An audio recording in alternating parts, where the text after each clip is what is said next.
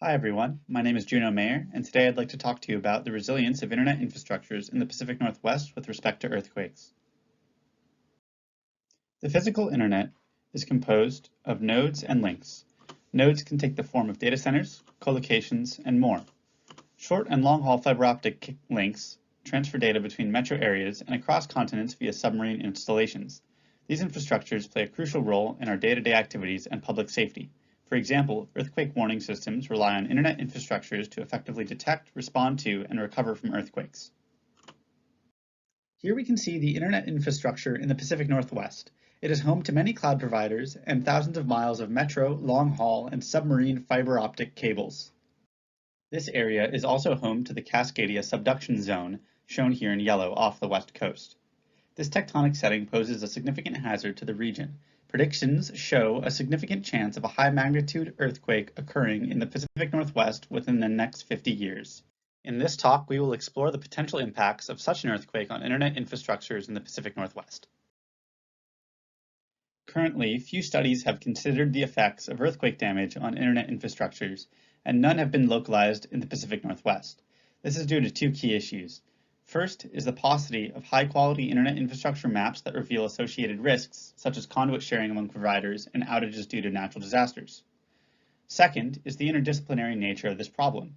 It's not fully known what the impacts of shaking and seismic hazard are on internet infrastructure, even from past earthquakes, due to the lack of collaborative efforts between network measurements and earth science communities. To tackle this problem, we have devised Shakenet, an ArcGIS-based framework to study the impacts of earthquake-induced shaking on internet infrastructures. Shakenet consists of three key components. First, we categorize internet infrastructures into risk groups using earthquake intensity measurements. Then, we assess the extent of shaking-induced damages to internet infrastructures. Lastly, we identify alternate routes to mitigate the damages. To categorize, Shakenet merges two datasets using ArcGIS's overlap capability. Dataset 1 consists of geocoded internet infrastructure. For nodes, we look at points of presence, internet exchange points, colocation facilities, and submarine landing stations. For links, we consider long-haul and metro fiber conduits and submarine cables from various providers. Dataset 2 consists of peak ground acceleration data from the USGS National Seismic Hazard Maps. There are two sets of this data, expected peak ground acceleration in the next 50 years, at 10% and at 2%. These datasets are broken up into risk categories based on the modified Mercalli index. As a quick aside, let's first define the modified Mercalli index and peak ground acceleration before proceeding. The modified Mercalli index is used to categorize earthquakes by their perceived shaking and resulting damages. We use this scale to estimate damages to internet infrastructures. According to the USGS, peak ground acceleration is the largest increase in velocity recorded by a particular station during an earthquake. It is measured as a fraction of Earth's gravity. PGA ranges are correlated with intensity levels on the MMI scale. We use this correlation to identify infrastructure risk and pinpoint risk-prone areas given our predictive PGA data. Earthquakes begin to cause structural damage at MMI intensity 6, which is correlated with PGA values between 0.092 G and 0.18 G. Thus, we are primarily concerned with infrastructures located in areas with PGAs of 0.092 G or greater. This data opens a novel perspective of risk management, of maximizing the traffic carried via portions of fiber in the areas with low PGA values, and minimizing traffic through high PGA values where risk is high. This brings us to step 2, the assessment of shaking-induced damages. We assess the extent of damages in two steps.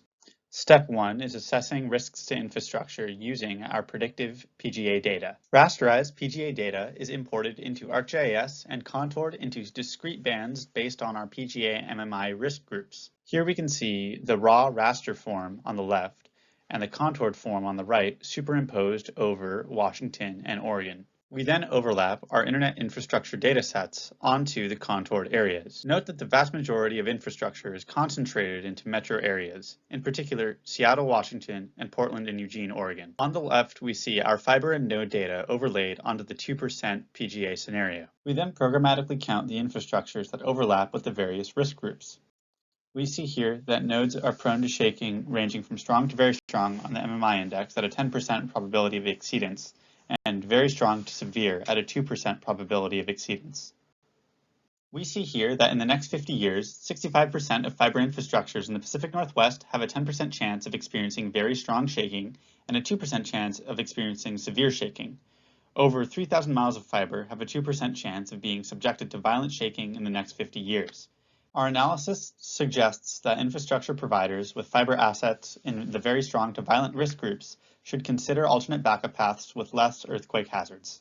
Looking at individual providers, we find that Spectrum Business is at the highest risk, followed by Zayo and Integra. By considering population density of metropolitan areas, we can then reason about the level of impact that infrastructure outages would have on society. We sort metropolitan areas by average PGA, population density, and infrastructure concentration to obtain a combined risk ranking. We show that the Seattle and Portland metro areas are at risk of damages of both fiber, node, and cell towers. Future hardening or diversification of infrastructure efforts should consider these metro areas. To mitigate risks to infrastructure, we use our PGA data and our fiber cable data to create a route planning functionality in which we identify alternate paths to reroute traffic through safer areas. Due to the high concentration of fiber cables within high PGA areas, alternate routes which mitigate PGA between Pacific Northwest metro areas are almost always longer than the current risk-prone routes. This creates an interesting trade-off between network safety and performance. Our route planning techniques can be used in the short term to identify alternate routes in current infrastructure, and in the long term to identify new infrastructure deployment locations which minimize risk. In an application of our route planning technique, we find alternate paths between Seattle, Washington, and Portland, Oregon. Here we can see an example of the trade-off between performance and safety. A route through Yakima, Washington, and Kennewick, Oregon decreases risk by 16% in the 10% likely scenario and 11% in the 2% likely scenario. A route through Spokane, Washington, and Boise, Idaho decreases risk by 25% in the 10% likely scenario and 22% in the 2% likely scenario. In future work, we can combine Shakenet with the ShakeAlert early warning system to reroute traffic to maintain critical internet functionality. Shakenet can also be used to explore multi-hazard events, such as aftershocks from an earthquake followed by a tsunami. Shakenet can also be extended to a performance-based earthquake engineering paradigm to provide measurable assessments of the potential seismic performance of infrastructures. Thank you for attending my talk on the Shakenet framework, and have a great day.